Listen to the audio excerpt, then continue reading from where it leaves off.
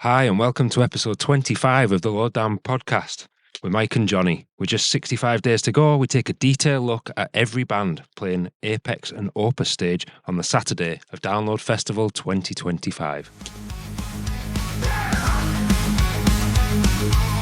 This is the Lowdown Podcast.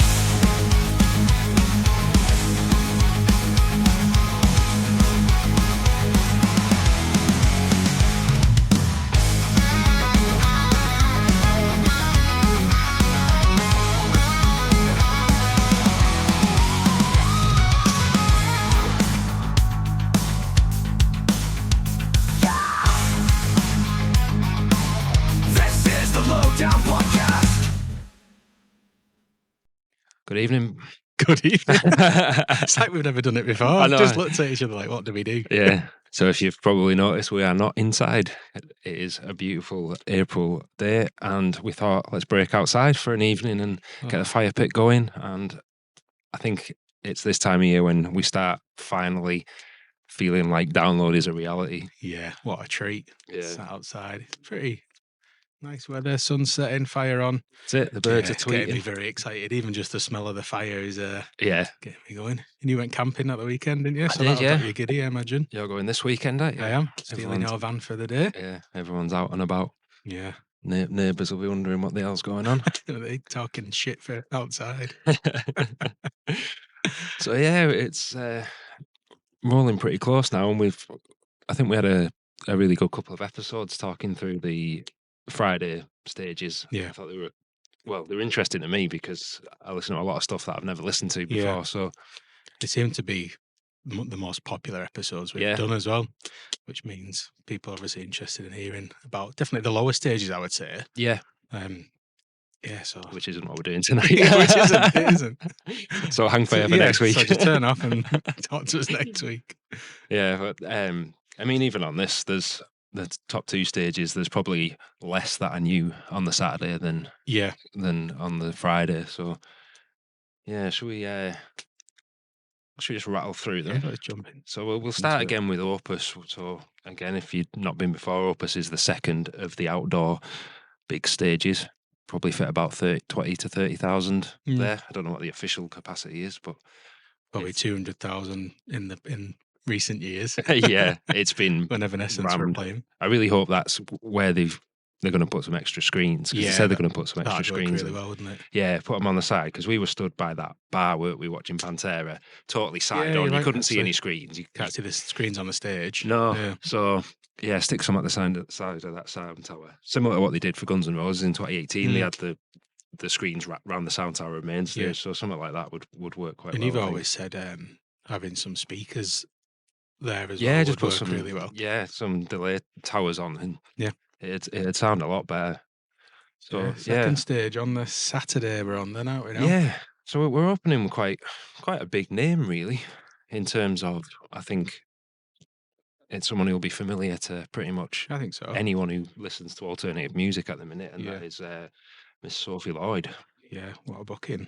What Yeah, an opener, really. Like you Yeah. say, she's very famous, isn't she? Yeah. Really. yeah. Um, I mean, we'll go through it a bit when we talk through her bio, but we see her at Download a lot of years, don't we? Yeah, She was in guest last year. She was. I'm pretty sure I saw her dancing in 2017 in the doghouse as part of one of those sort of like, Oh, like at the act. yeah, I can't remember what you call them. Yeah, it was like an act with a DJ and they had dancers Yeah, cool. doing like, different routines and stuff like that. And I may be wrong. I remember she did a pretty good vlog as well of the pilot.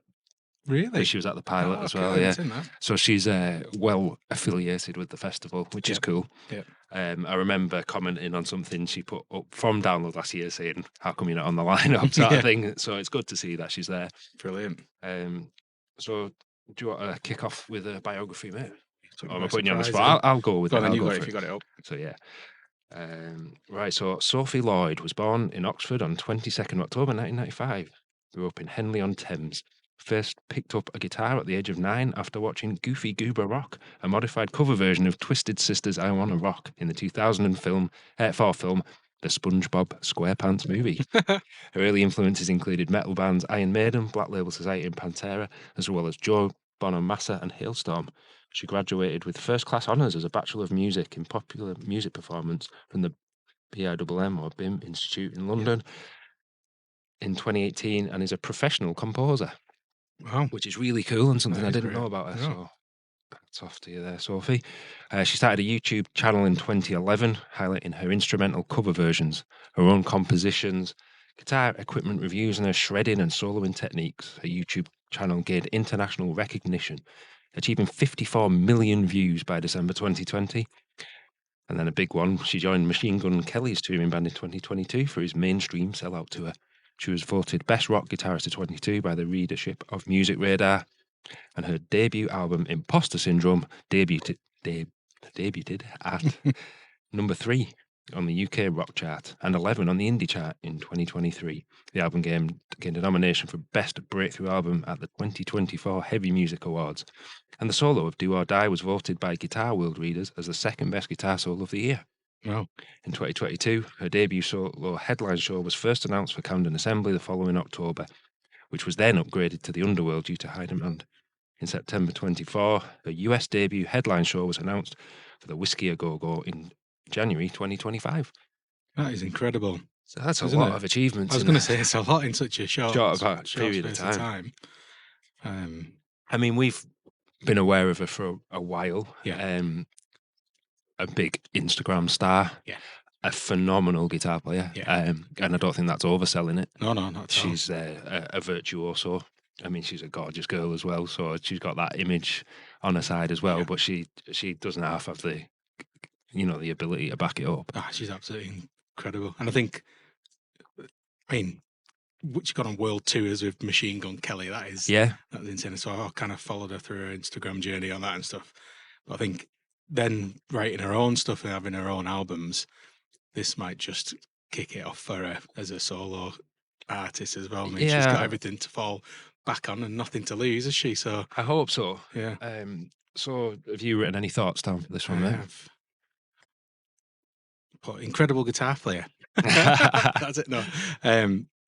So a lot of the tracks, I don't know if she has a touring singer. I'm not sure. I think she does. I'm I think not sure. she has a when she did the Camden shows. Yeah. I think I'm not sure if it was the same band, but she definitely had a touring singer with her. I think her fiance is the drummer as well. All right, okay. Yeah. So they're all touring together, which is great, isn't it? So it's funny she says like Hailstorm are an influence. Yeah. So that must have been a full circle moment, because one of the tracks on her latest album is with Lizzie Hale. It's absolutely brilliant. It's a great song. The Imposter Syndrome, that one, isn't it? Is that the title track? I think it's the title track. And Do or Die with Nathan James. Yeah. I just put it's just classic, catchy 80s rock and Yeah. roll. Yeah, it's really heavily influenced. You can hear Motley White Crue Snake and Motley Crue and that. So that'd be brilliant, actually, thinking about it on the Saturday. That'll really get you going. Quite early on, that. Yeah, it should. If you're thinking about 11 o'clock in the morning. Yeah, very true, yeah. I think, so I put for my thoughts, a phenomenal player. I really like the album more than I thought I was going to. It was a bit, it's funny because it kind of chops and changes a bit in styles because it kind of, I mean, the one with Lizzie Hale sounds a lot like Hailstorm. The one with it does. Chris from Blackstone Cherry sounds a lot. It's got a lot of that sort of dirty country blues sort of thing on it.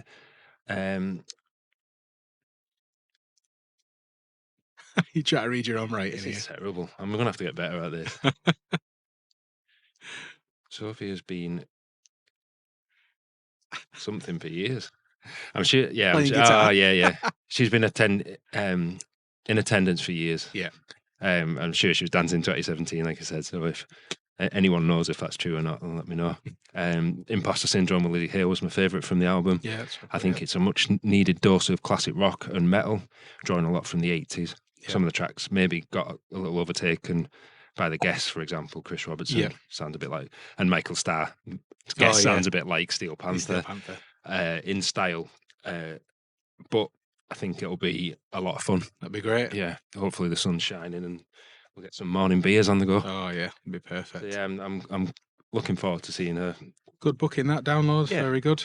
Now we move on to something totally different. Yeah. And I think we were on about this before, weren't we? a lot of this during the day, jumping from different band to different genre. I've got Kim Dracula. Kim Dracula actually jumps between genres massively within the songs. their own set. Yeah. I'll just note that note the pronouns there. Yep. So do you want to do the old bio? Samuel Wellings, known professionally as Kim Dracula, is an Australian alternative indie music artist from Hobart, Tasmania, whose songs have achieved popularity on TikTok. They are known for both for original work and for metal covers of songs not typically associated with the genre. That's interesting. I've not come across them actually when I was looking through. They became popular on YouTube for their authorial song "Make Me Famous" from their debut album Gradual Decline in Morale. Dracula was previously the drummer of multiple bands, including the Dead Maggies, a Tasmanian folk punk group. Oh, me put my teeth in tonight. This is awful. They're also the vocalist of heavy metal band Jestapose, which formed in 2017 and released the EP COVID-19 in 2020. I think that's what we've got so far on them. Yeah, a lot going on. I really struggle to get into them. I'll be honest, and I said absolutely crazy. I've just put it's bonkers, and there's a song called "The Bard's Last Note." I don't know if you listened to that one. It's crazy. I said it's almost rap scream. Don't even know where to start. Scream or rap, and then some elevator music in the middle. There was a bit. I've probably been a bit harsh on this, and I apologise. But yeah, I've put it's not really my thing. Very eclectic and seems to jump around in ideas a lot. I've put fans of Marilyn Manson, Korn, and Structuralist Noise. Yeah, I put Sixth as well. You know, they have those. It's totally random. Yeah, it reminded me of them almost. I put Drown was my favourite song. It had a very, very catchy chorus, but I had no idea how to even get into it really. So could quite possibly and quite probably be a very entertaining set. Yeah, one of them where you're actually there. It's, the actual art and the entertainer just takes over from the music somewhat. And I think that obviously got a very gothic alternative aesthetic going on. I think that will be probably carry on. I didn't watch any. I usually go through the live. I did watch some live stuff, and there was quite a good light sort of shows and whatnot. So, I mean, if you're into, like I say, Marilyn Manson, things like that, I think you'll probably be quite keen. Yep. Cool. So moving second on. Now we're on third. Currents, is it? Are we on? Yeah. Do you want to do the bio? So, yeah, I do. So, Currents. So, I've lent into all music for this one. So, this biography was by James Christopher Munger, who must have done half the ones we've read out. Yeah. There's so many. Yeah. So, Currents is an uncompromising American death metal forward metalcore unit based out of Connecticut that emerged in 2017 with the blistering gent. I still can't say it. Yeah. Jordan, you're going to have to help me again. Gent fueled The Place I Feel Safest. They continued to push against the boundaries of progressive metalcore and subsequent albums The Way It Ends and The Death We Seek. Currents began operations in 2011 and spent the next few years finding their voice, eventually settling on a crew that included Brian Will, vocals, Jeff Brown, drums, Chris Wiseman, guitar, Ryan Castaldi, guitar, and Dee Cronkite, bass. Got an inspiration from bands like, and this is a big one, because if you like these bands, you probably like Currents. Meshuggah, Architects and Structures. The newly minted 5-piece issued a pair of independent EPs in 2013 and spent 2 years piecing together and honing the material that would make their debut album. The resulting The Place I Feel Safest arrived in 2017, and then following EP, I Let the Devil In, appeared 1 year later. So yeah, they revised the lineup around COVID time. The sophomore effort, The Way It Ends, featured a revised lineup consisted of Will, Wiseman, Castaldi, but added Chris Pulgarin bass and Matt Young on drums. Important and hard-hitting songs, Remember Me, detail the struggles of maintaining relationships in the social media age. And the third full outing came in The Death We Seek. Good stuff. I really liked these. Same. I've heard of them before as well. I've come Yes. across them. I don't know whether they've seen the type of band that might play out Tangent or something like that, but I really liked them. I put really fantastic frog melodic parts going into that kind of heavy and Just gonna stick some more extreme wood on while you riff. sections. I've also put The Way It Ends was a great album, and it's not often I listen to a song and then listen to another one and then get hooked into the album, but I listened to the whole thing eventually. So I was really chuffed to come across these. Hooked me right in. Better Days was my favourite track from that album, and I've just put a hell of a versatile vocalist. Yes. Seems they can, unless there are 3 different people singing, I'm not sure. I haven't seen any of the live videos yet, No. but really, really enjoyed these. Yeah, I put a bit. There's bits that remind me of Breaking Benjamin. Then it flips to heavier stuff, heavier metalcore. Remind me in parts of Killswitch. Yep. Fans of other bands on the lineup, like Northlane or Polaris, will be at home here. I've enjoyed these a lot. Quite a lot of variation. Yeah, brilliant. And it is a bit of a strange run up of bands, this, because Currents are sandwiched between Kim Dracula and the next band or DJ. I don't know how they do this live, but that AWOL Nation. AWOL Nation. So there'll be a lot of jumping around for people, I think, on the Saturday, judging by the lineup. The Friday really put a lot of runs together, and I thought, this makes a lot of sense for a good chunk of the day before switching it up. So, should I do this one? Yeah, you do that one. Let's have a look. AWOL Nation. So, biography by Neil Z. Young. Merging the edgier strains of rock and electronic, singer-songwriter, multi-instrumentalist Aaron Bruno started AWOL Nation as a genre-fluid creative outlet that contrasted with the material he'd produced with previous outfits Hometown Hero and Under the Influence of Giants. Breaking into the mainstream with a multi-platinum international hit single Sail, the project issued its debut Megalithic Symphony in 2011. As subsequent efforts pushed them towards the top of the charts, AWOL Nation soon surpassed all of Bruno's prior groups, becoming a popular alternative rock presence with efforts such as 2018's US indie charts topper, Here Come the Runts, and 2020's alternative top 20 in Jill Miners and the Lightning Riders. I don't know how they come up with these names. I'm just really not that creative. They took on the cover tunes with 2020's My Echo, My Shadow, My Covers and Me before returning to their original work with 2023 Candy Pop EP.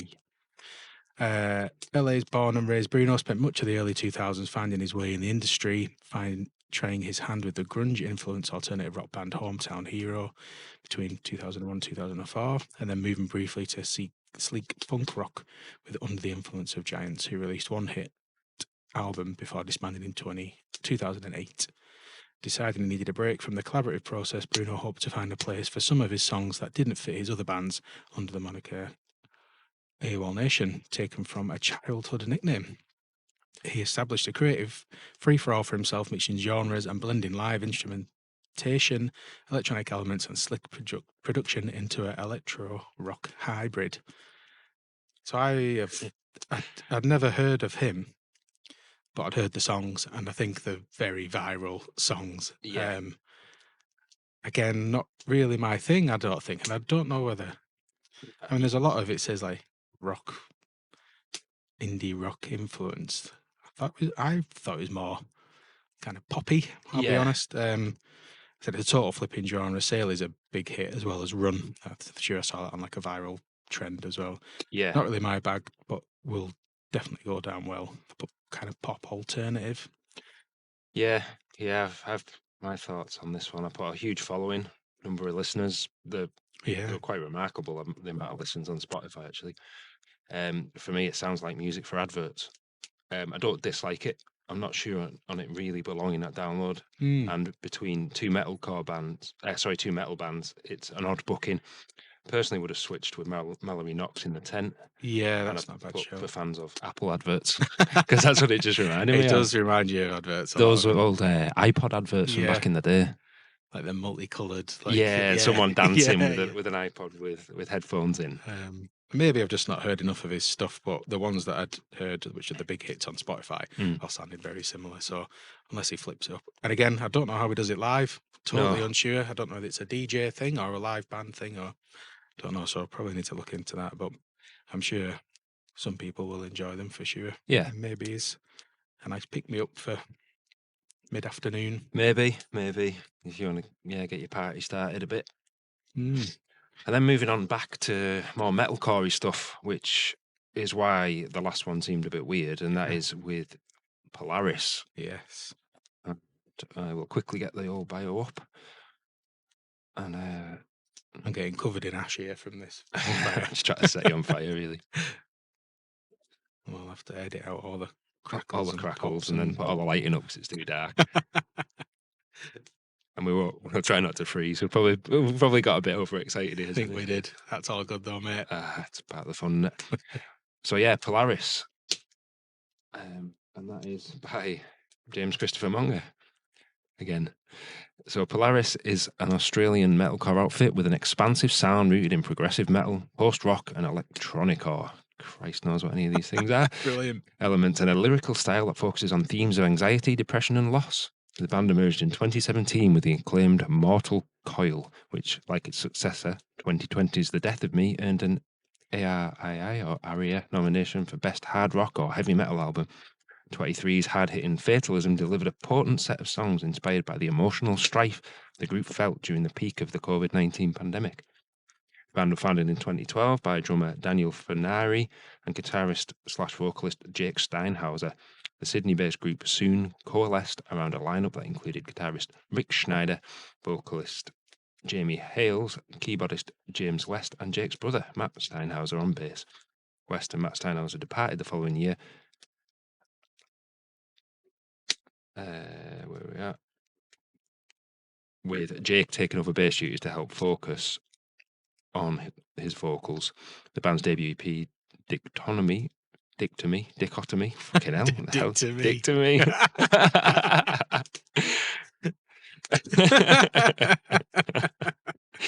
Was released independently later that November. New guitarist Ryan Slew joined the group that same year. And the second EP, The Guilt and Grief, arrived in 2016. Well, this is kind of going backwards. Yeah, isn't it? Yeah, it's like a Tarantino movie. So yeah, they released some good albums. But then, and after forcing the lockdown and the COVID-19 pandemic rage, the band spent the next 2 years remotely piecing together the ideas for their third long play, Fatalism, which explored the social and societal discord that followed in the wake of the pandemic. That was released in 2023, just months after the death of guitarist Ryan Slew, who passed on June 19th at the age of 26. So that's awful. It's pretty awful, isn't it? I really like them. Really, really good. But really, really like these.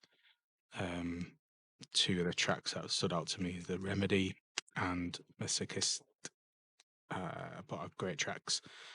But some of them have almost got that While She Sleeps vibe about it. You know, they have an incredible guitar player and it's almost so notable that it's them. They kind of have that amazing lead guitar line all the way through. Very similar to that. But again, a lot of the tracks are quite different, extremely catchy in parts. Yeah.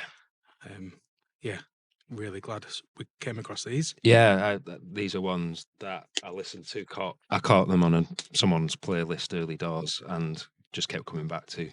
Yeah, I thought catchy metalcore, great vocals, really interesting riffs. Nightmare is great. It's a great song. For fans of Northlane, Wage War, Currents, and August Burns Red. Yeah. Got a lot of good stuff going from that band. I think that's going to be excellent. That's something else as well. AWOL Nation, I was just jumping back. I was forgetting that that's outside. Oh, yeah. That'd be so much better in a tent, surely. Yeah, you're right. Yeah, they should have switched to a Mallory Knox. Yeah. Weird. That would make much more sense as a run. But... yeah, I can't imagine. Imagine like blistering hot sun or pissing down rain. Probably. Yeah. I don't know how you get the vibe and the atmosphere for it. Right. Pendulum did it very well. But still they're better in the dark. But yeah. But also maybe a bit more lively and I don't know. Yeah, it would be a strange one that. Wonder who they're potentially clashing with. we haven't We done haven't that really this got time. the Clash Finder this time, have we? No. We'll do that on the next one and revert Yeah. back. Yeah. So moving on to another returning band from 2019, actually, that I haven't really done a lot for a long time, and that is the Eagles of Death Metal. They haven't released an album since Zipper Down, which was, I think, 2013. Have I've got Static Dress. Static Dress, you've just skipped Eagles Death Metal in the Darkness. Oh, yeah. I have. I've gone to another stage, haven't I? Yeah. I mean, we've done the Darkness and we've done the Darkness. Sex Pistols, but I don't think we've done No, I Eagles of don't Death think Metal. I've done Eagles of Death Metal. Oh, yeah. I haven't done a bio for him either. That'll be why. We'll I think find because we assumed they were just a bigger band that we'd probably already covered them. But yeah. So if you don't know, I'll make it up as I go along. So they were Eagles of Death Metal, formed in California in 1998, founded by Jesse Hughes and Josh Homme.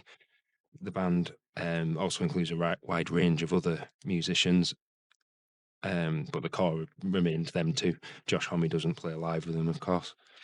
Homme rarely performs at live shows due to commitment with Queens of the Stone Age.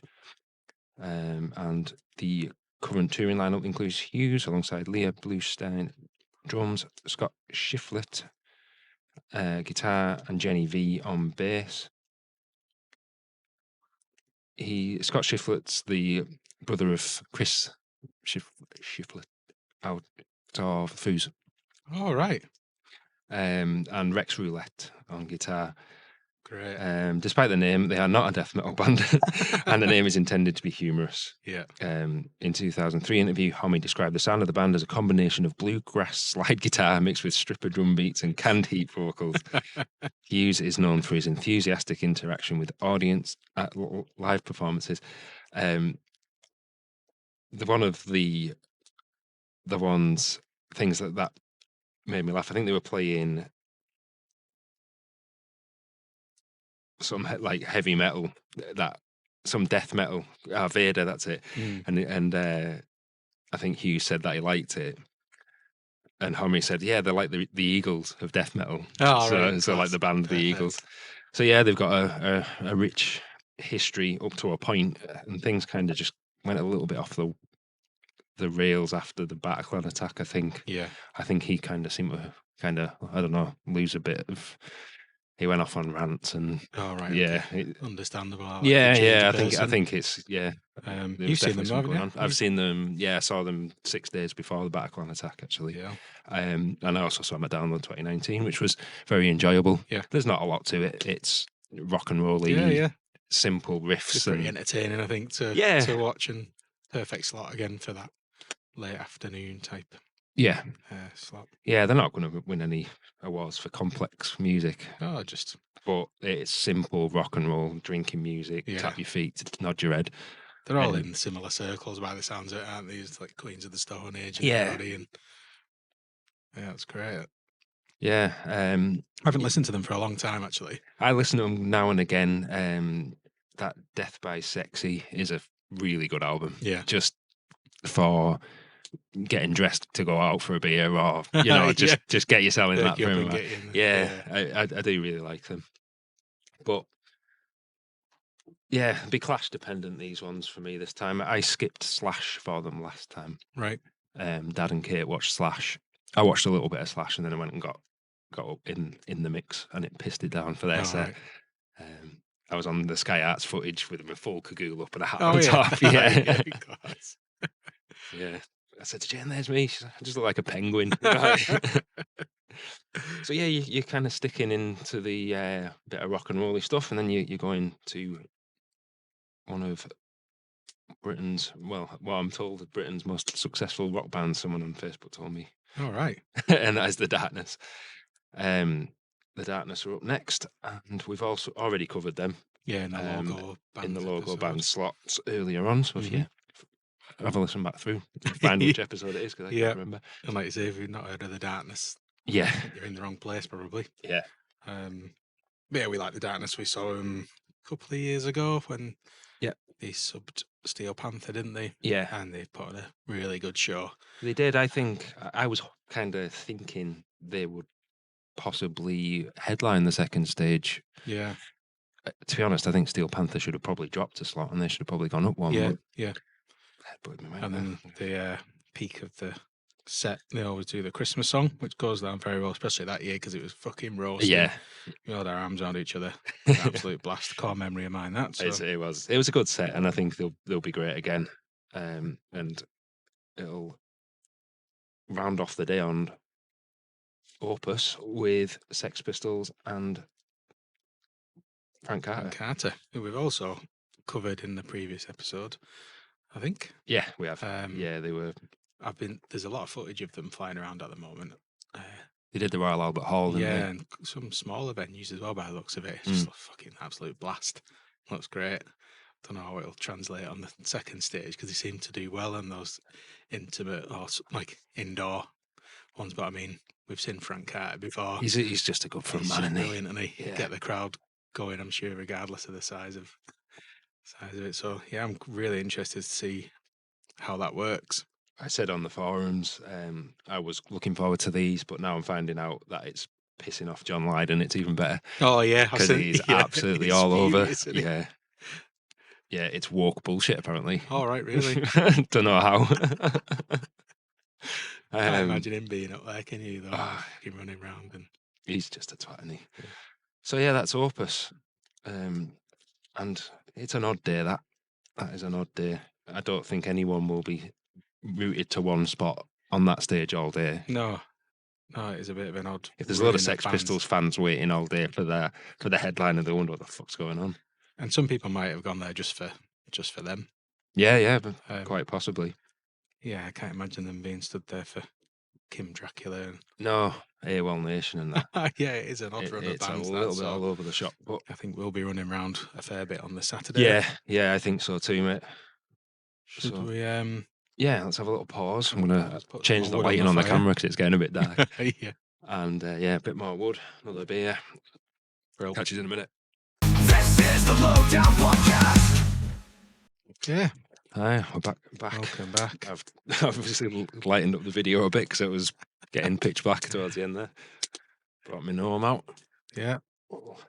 That just sounds awful. That. Got me gnome out if you're not watching the video. If you're listening to the audio only, it means the gnome we got at RIP. Bit more wood on the fire as well. Lights are on. It's getting me very excited, this, mate, I have to admit. It is almost like, it does remind me of being in Park Farm pub. Yeah. With your festoon lights and stuff, so. Yeah, I've just got put these up today. Yeah, it looks great. So yeah, it's very nice. Yeah.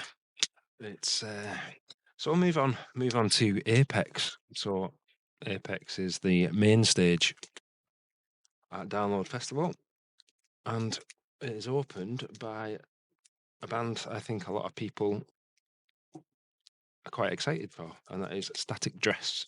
Yeah, I've come across these, and I don't know whether they might have even played Barrow at some point. Well, let's get the bio up because it'll tell us when they started, I imagine. But I'm sure Did you play the pilot? They might have done. Maybe that's why you're thinking. Maybe that's why. I've definitely heard of them before. Do you want me to do the go for it. The bio then? Static Dress is a British four-piece post-hardcore band from Leeds formed in 2018. Well, there you go. I think that says it. I don't think they did play.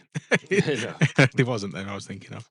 The band currently consists of vocalist Ollie Appleyard, guitarist Contrast, bassist George Holding, and drummer Sam Ogden. The group signed to Roadrunner Records in May 2023, swiftly announcing a redux version of their debut album, Rogue Carpet Disaster, which includes 4 reimagined versions of album tracks.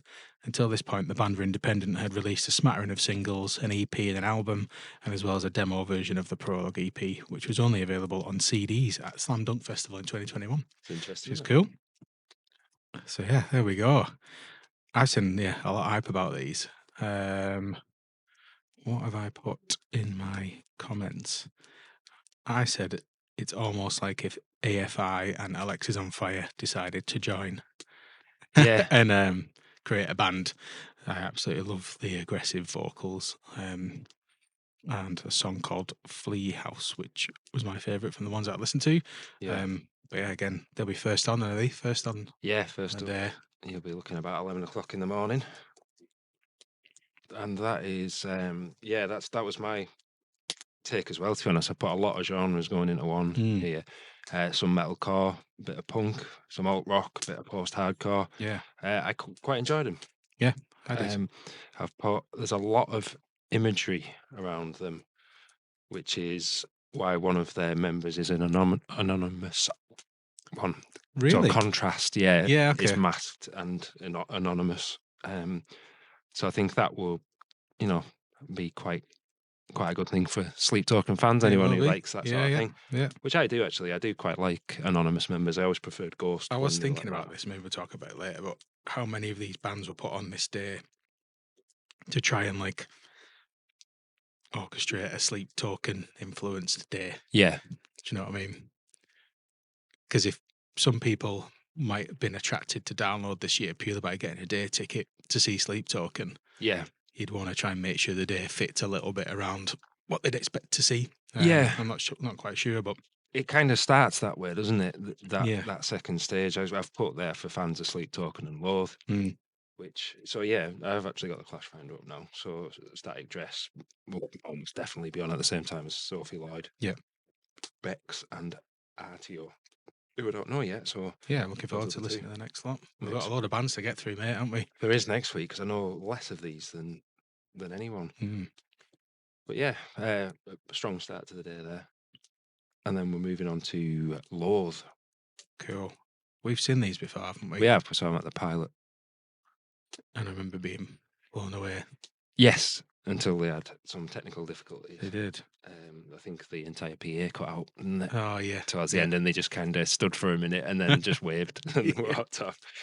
But yeah, I really liked them at the time. Let's do a bit of a bio anyway. So, Loathe is an English alternative metal band from Liverpool, England, formed in 2014.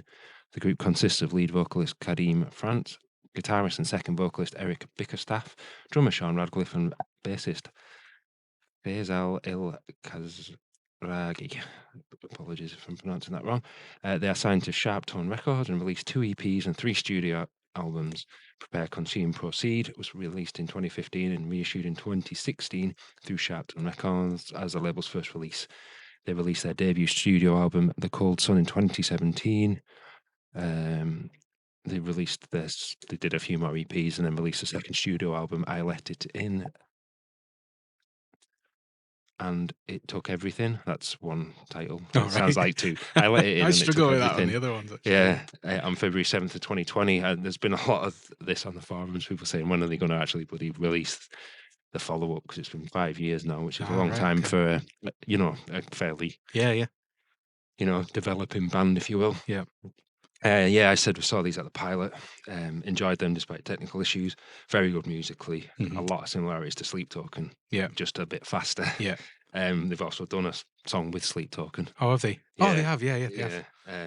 For fans of Spirit Box, Knock Loose, and Sleep Token. And I've put progressive metalcore, ? Bits of new metal. They reminded me a little bit of Deftones for some reason. Yeah, definitely. Bit of new metal-y sort of stuff in there. So yeah, I think they'll be. I really like the song Two-Way Mirror. Cool. I thought that was really cool. So moving on to Hatebreed. So Hatebreed, I'll let you do the bio, but yeah, I was saying to you, it's one of them when I pulled up the Wikipedia page and you get that, oh God, there's a controversy. Controversies section. You're like, oh God, what's this? So just a heads up that there is that there. Yeah.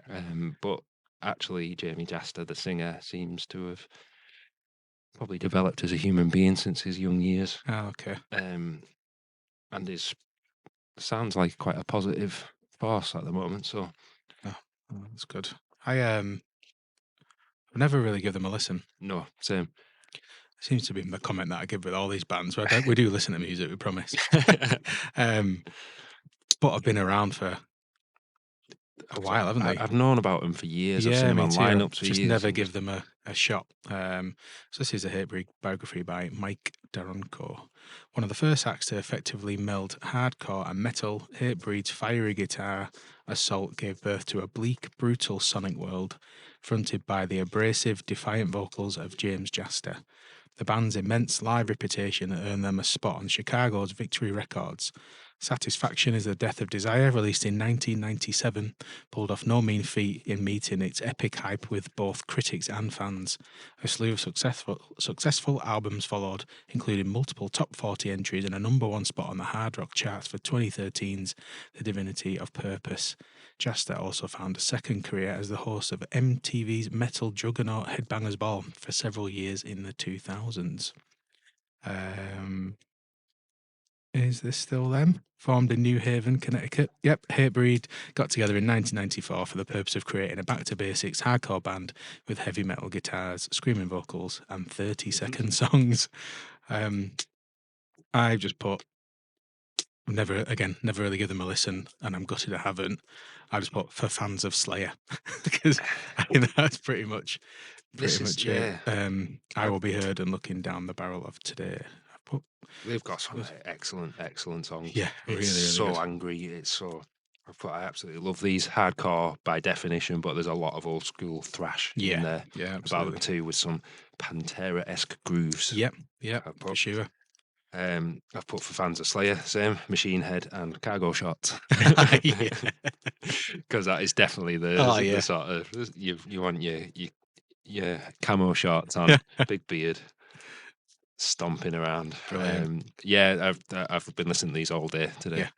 Really good. Amazing. So yeah, we've got kind of quite a heavy start to this stage. Yeah, it is. And I think we're probably moving on to probably one of the most interesting rock acts at the moment. Yeah, lots of lot of publicity, isn't there, around Poppy? And loads of like kind of TikTok things showing her journey from when she started to now, and how she's progressed and stuff. It's a crazy journey, and whether it was planned or not, I'm not sure. It'd be brilliant if they did plan on doing that, starting off as almost a pop artist. Well, not even. I mean, just.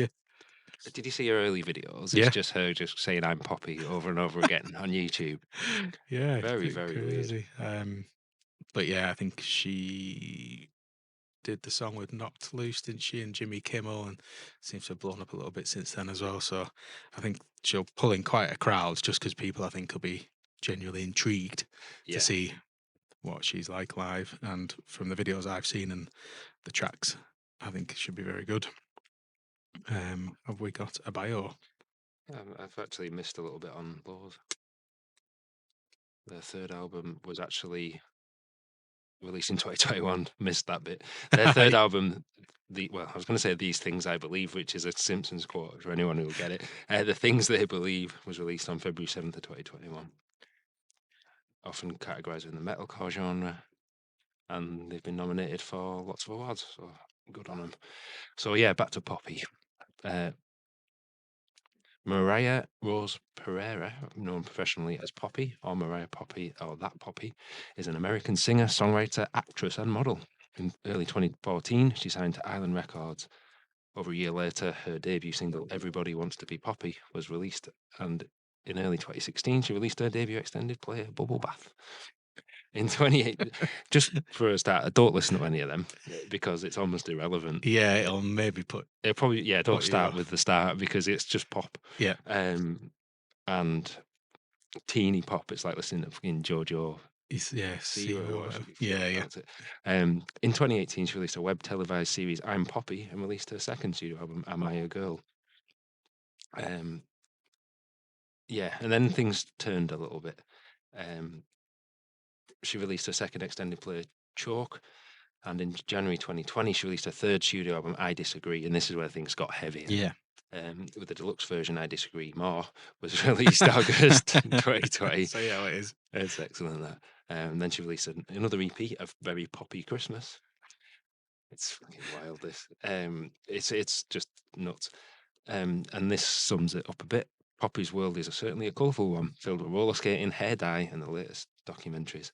She loves purple and pop rocks, and often draws on J-pop, which is drastically different from K-pop, she says, for inspiration. On the surface, it looks innocent and cute, but there's definitely a darker undertone, she says, of the Japanese genre that really connects with personality. Her music exhibits the same Dichotomy. Why is that? Dichotomy. Dichotomy, is that it? Yeah, I think so. You've been Googling that in the background. Well, my dyslexia, I'll just keep thinking dick to me now. Dick to me. Like an operation. Reggae-inspired beats, punky rock riffs, and candy-sweet pop sensibility infuse each of her tracks, coexisting in a wholly enigmatic manner. Her songs are irresistibly catchy, but cheeky lyrics add a depth and complexity rarely found in traditional pop songs. Her newest album, Negative Spaces, was released on November 15th, 2024, with the singles New Way Out, They're All Around Us, Crystallized, The Cost of Giving Up, and The Center's Falling Out. I've written quite a lot about Poppy, actually. I've put, to start off, absolutely bonkers. The early stuff's pure pop, but then since then she's gone from bizarre cutesy meets pure insanity in X, and I disagree.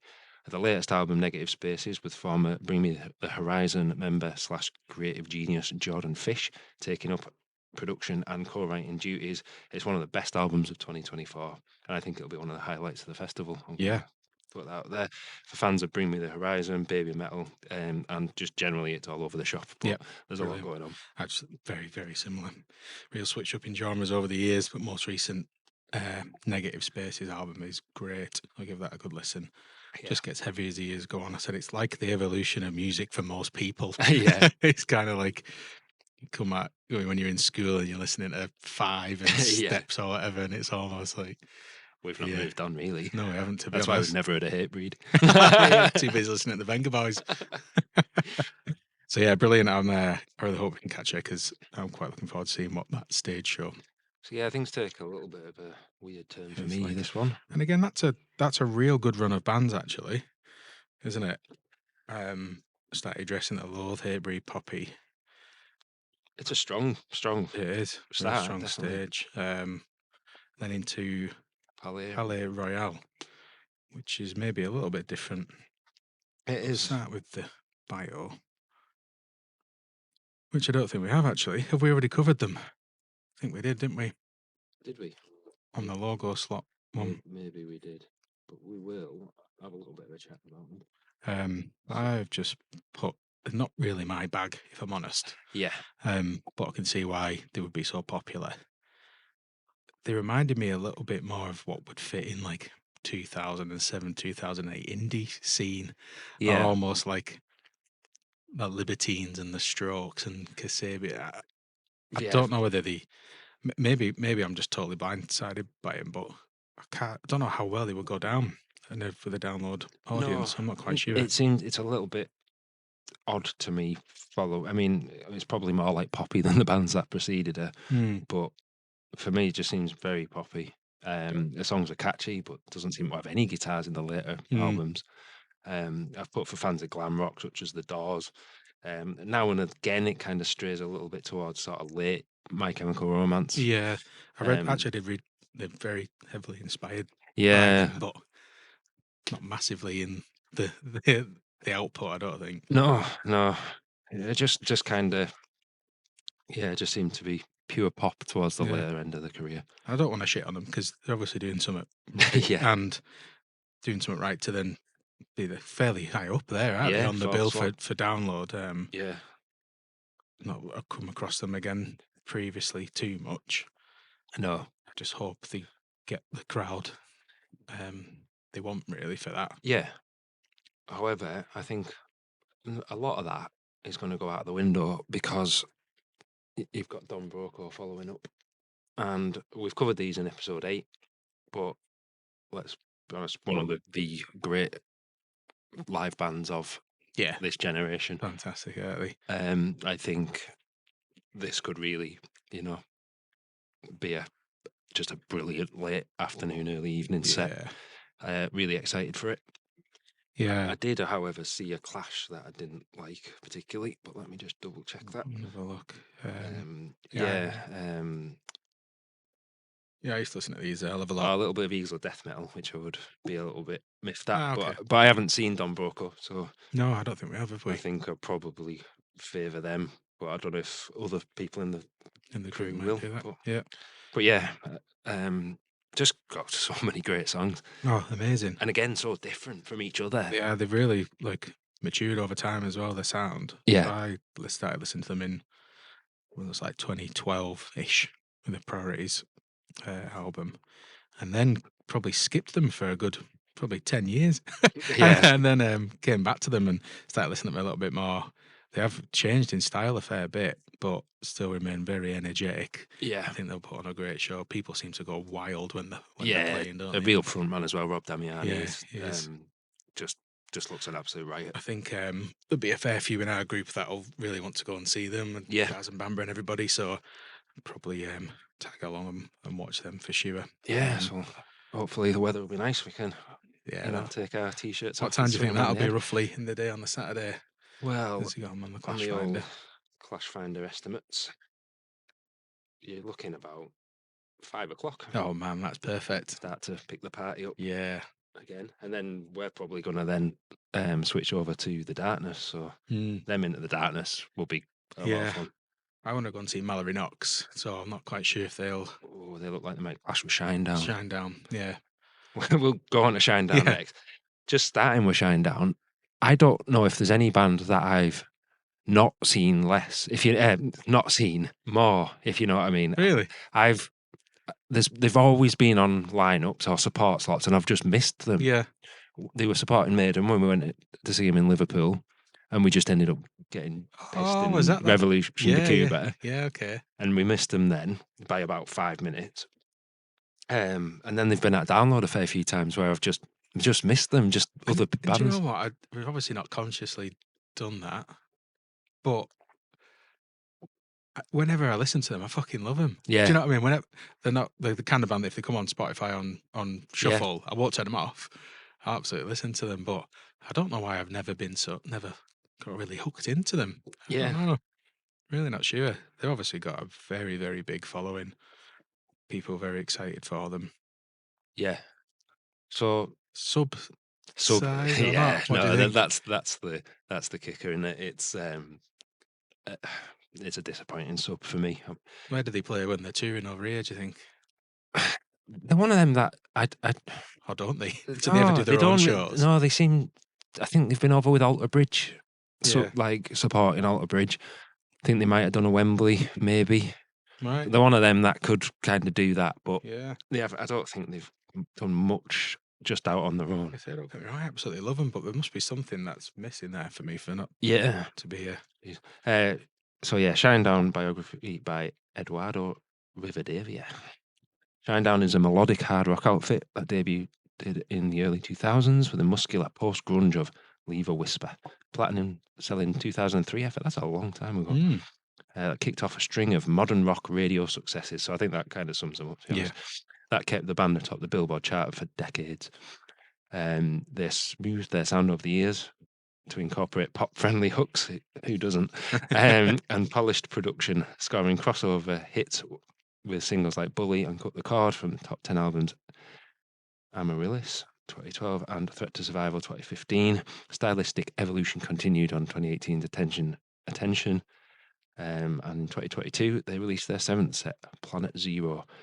The hail from Jacksonville, Florida. The founding lineup included vocalist Brent Smith, guitarist Jason Todd, bassist Brian Stewart, and drummer Barry Kirsch. I think. They re-emerged in 2008 as a quintet that included Brent Smith and Kirsch alongside guitarist Nick Perry and Zach Myers and bass player, it isn't the pronunciation probably, but Eric Bass, I'm just going to call him that. They've had some big songs, haven't they? Yeah, that's what I put. So there's nothing really not to like about them. No. Really. And second chance, I think, if I get the opportunity to hear that live, mate, that'll be a very good one. We said, that's obviously a very big tune, and the sound of madness. Mike's kind of gone up in smoke. If you're watching on YouTube, you're able to laugh at him there because he just covered himself in ash. It's like it's been snowing. I'm gonna have to give up on that one, mate. I think it's coming back. So yeah, I think just laughing at you. I can't even talk about Shinedown without going and doing something else. Yeah, that's yeah. I don't know why I'm not excited for them. I think I'd be more excited if they were third down. To be honest, Yeah. I'd rather have had them before Don Broco and Don Broco sub. Oh yeah, I think that would have seemed more Yeah. exciting. I think they'll be safe. I think they'll be, I mean, they've got a rabid fan base. Oh yeah. Because they're shouting about how they should be headlining and all that sort of stuff. Really? And, they headline festivals all over the world. And Yeah, they're fair. at headline stadiums apparently, which Right. is I don't think they do. But What do you think as a sub to Sleep Token then? very weird. They Very don't weird. really go hand in hand, do they? No. But then who does? Yeah, you're probably right. You're probably right. I don't know who goes hand in hand with Sleep Token. But yeah, I put fans of Breaking Benjamin, Leonard Skinner, Theory of a Dead Man. I think, yeah, there's not much wrong with them. They're kind of a safe one. I'd probably be screaming away watching them live. Yeah. They're a really good sing-along band, aren't they? Yeah. Maybe I just need to give them another listen again and get giddy about them. Give them a second chance. Give them a second chance, yeah. And we move on to the day's headliner. So we covered this in a dedicated episode. So we had a biography and we spoke to our friend Josh in episode 9. That's one of my favourite episodes we've ever done. So if you haven't heard that, please go back and have a listen or watch. What are your thoughts as we move closer to the festival? Since then, obviously starting to drip feed some of the songs from the new album, aren't they? Yeah. First one I really got on board with. The second one, which is called Caramel. When I first clicked play, I was like, what the fuck is going on? But it's almost like reggaeton, like, you know, it's very such strange. a weird start and then goes into your typical huge, heavy breakdowns.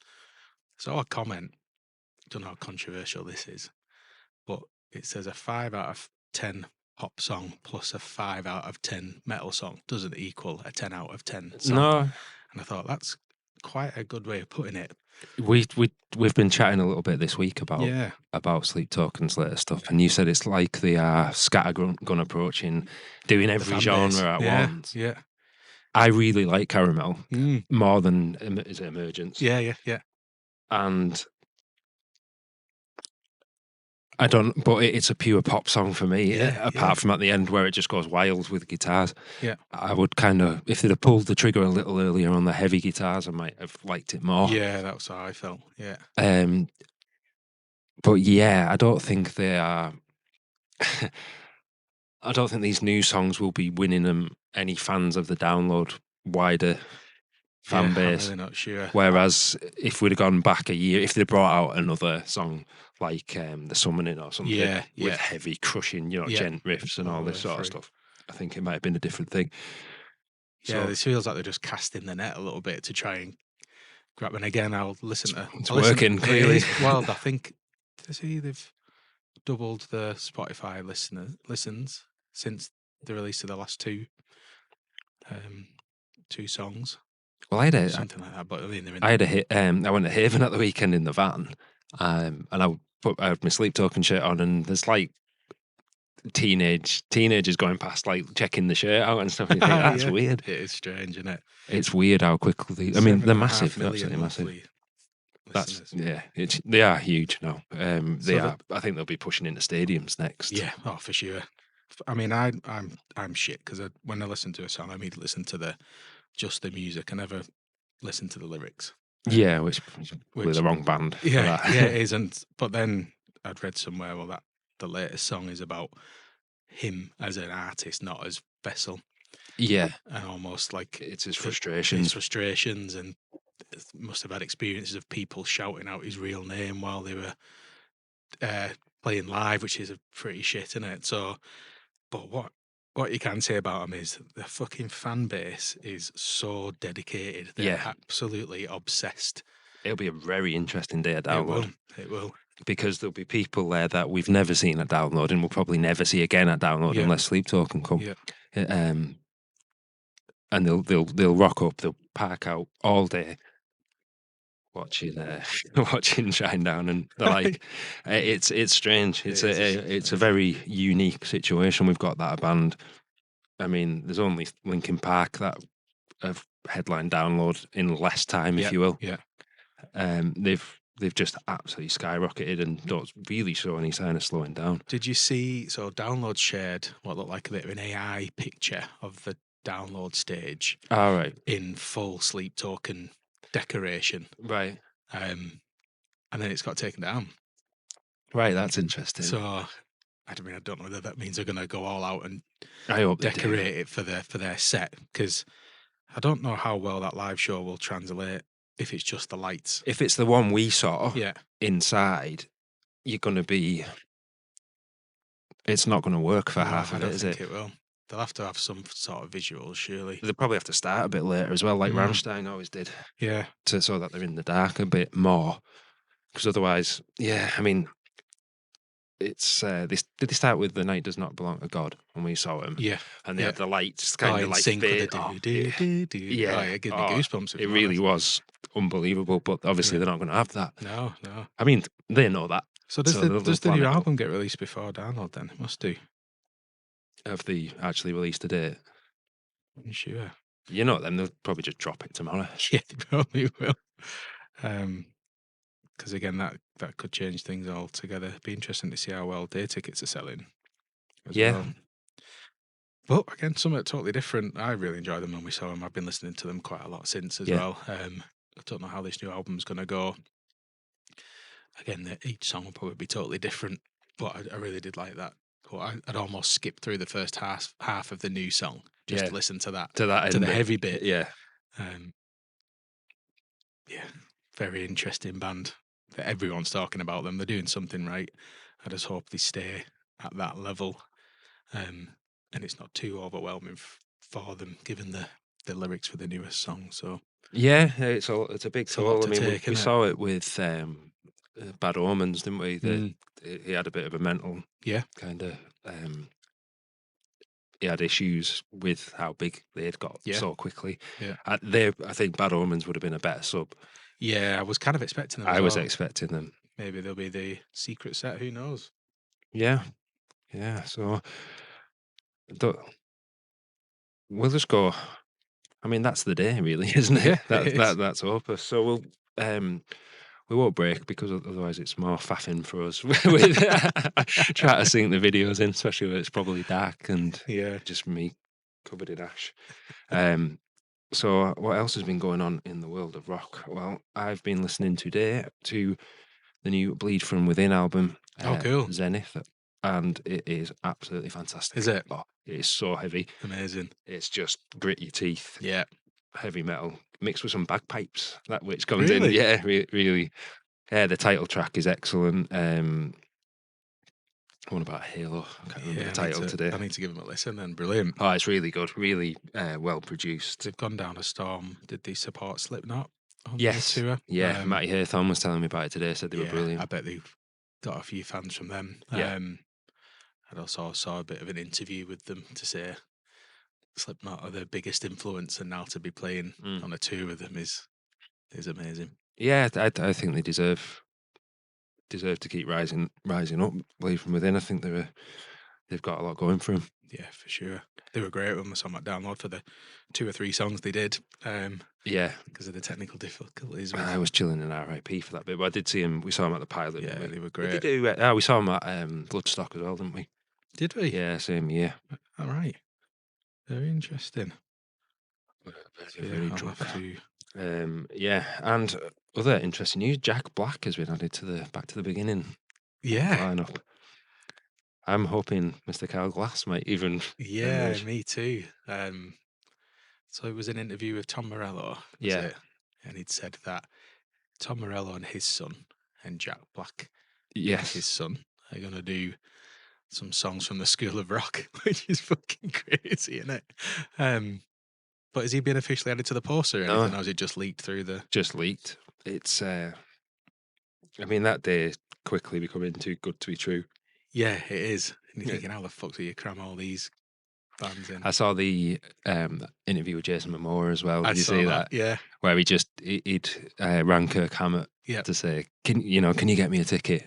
And then he said within like a couple of phone calls, he ended up like emceeing the thing. So he said, I have no idea how I'm going to do it or what I'm going to do, but I don't care. Yeah. I mean, he's a big metalhead, isn't he? Oh, he is, yeah. You always see videos of him in mosh pits and Yeah. stuff. So, I mean, it'd be interesting. He's always got a bit of a twinkle in his eye, hasn't he? He was on stage with Pantera and all sorts of Yeah. recently, and yeah, at least he's got a passion for it. It's not just some Hollywood A-lister who doesn't give a shit. I mean, I was quite expecting Jack Black to MC because he did the Hall of Fame He stuff. did. I was watching that the other night as well. Although 10 hours of Jack Black might have been a bit much. I mean, he's good in small doses, isn't he? But... So Tom Morello's also said that the biggest names are still to come, which has got me scratching my head thinking, who the fuck? He's bigger than Metallica, Guns N' Roses. No idea. What he got left? Led Zeppelin reunion. Yeah, I watched the documentary actually at the weekend, the newest one. That's exactly what I thought. Yeah, it's. I don't know. Be very interesting. Yeah, it's going to be a big day. We'll do a special episode on it, no doubt, when we get back. Yeah, once we've digested it all, and it's going to take us 6 months to digest it. I think so. Download does as well. That's why I'm worried a little bit about doing a recap episode dead soon afterwards because we're still now and again going, I remember when that happened in Download last year, and you think, I've totally forgotten about that. Yeah, I'm gonna have to take like a dictaphone around with me and to record. Yeah, note to self. People have been asking if we're going to do a podcast and record it while we're there, which is probably unlikely. No, in camp and stuff, because I think we want to just make sure we soak up the festival a little bit. Yeah, someone messaged asking if we're planning to do a vlog, and there's like we said, there's too many good vloggers anyway, and they're much better than us at vlogging. So whereas there's not, I don't think there's an overwhelming amount of podcasts dedicated to Download. So I think there's room for us. But yeah, we want to enjoy the weekend when we're there. Yeah, because otherwise we're going to come back, and I don't want to have a pretend weekend at Download. That's right. No. Where I'm playing up to a track play. I mean, I wouldn't play up to a camera, but you know what I mean. Yeah, it should be natural, organic. Yeah, it's the thing we look forward to the most. And I would hate to take anything away from the weekend. No, I mean it's a holiday with our Download family, our friends, yeah. my dad, my sister, yourself. Exactly.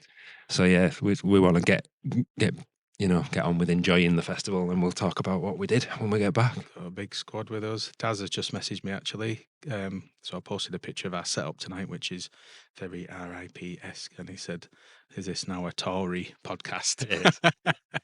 Which was the running joke last year, similar time to when Rishi Sunak said that he never had Sky. Oh yeah, it was. I never had Sky growing up. Yeah, get your violin out. Yeah, we were like, oh yeah, we had to go with RIP tickets instead of Gem Pop tickets. Yeah, what a struggle. But we will do a special on RIP very soon, I think. Yeah, we had all these big plans, and then the weeks run out before you even realise it. Okay, you said it last week. Like we started it off again just for us to get an excuse to get together, which I've absolutely loved, and it's come at the perfect time. Yeah. Then you're almost thinking, is there enough to talk about weekly? Fucking hell, we've still got the backlog of episodes we had planned when we first kicked off. So yeah, still lots to go at. Yeah, well, yes, we've still got all the logo bands to kind of go through we've got all of Sunday, and then obviously next week we'll cover. And then we've got the takeover. I want to talk to brilliant Heather, John, excited for that. Core about the takeover event, which is the first live music you'll get to hear at Download this year. Is an unsigned day in the Doghouse, and it's one of the best parts of Download. What time Festival. Does that start usually? Do you know? It's usually late afternoon to sort of early evening. Is it? Yeah. Right. And you get to see some absolutely fantastic bands there. So don't miss it. Especially, because there's not really much in way of live music on the Thursday. So yeah. It'll scratch that itch if you haven't got any live music for a while, which we haven't. Yeah. So yeah, exciting times. How many days to go? 65 days. Wow. as of when this is released, which will be Wednesday morning. Proper countdown, isn't it? Yeah, it'll be here before you know it. And these later nights, although it's pretty much gone now. Yeah, it's not too cold. To be no, fair. it's not bad. No, for the out though, which probably means the end of the episode. Yeah, it does. Timed perfectly. Yeah. So yeah, thanks a lot for joining us again. We appreciate each and every one of you listening, commenting. Please share away if there's people that you think would benefit from two knobheads pissing around with a fire on microphone and dodgy camera. Yeah, no, thanks very much, everybody. We'll speak to you next week. This is the Lowdown Podcast.